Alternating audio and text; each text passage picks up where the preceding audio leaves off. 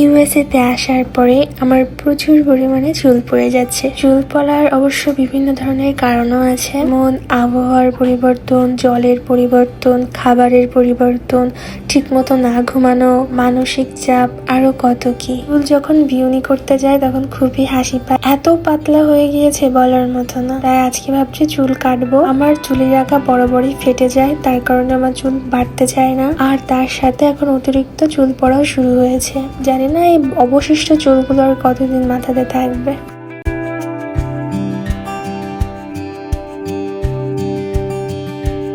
আমার লং চুল খুবই পছন্দের, কিন্তু আগা ফোটার কারণে আমার চুলগুলো বাড়তেই চায় না। সত্যি কথা বলতে আমার চুল কাটতে একটু ভালো লাগে না। আমার একটু চুল কাটলেও খুব কষ্ট হয়। চুল কাটা শেষ, আজকে চুলে শ্যাম্পু দিব।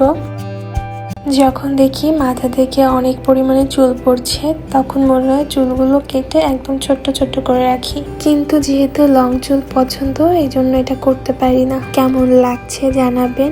আজকের ভিডিওটা এই পর্যন্তই, দেখা হবে আবার নতুন কোনো ভিডিওতে।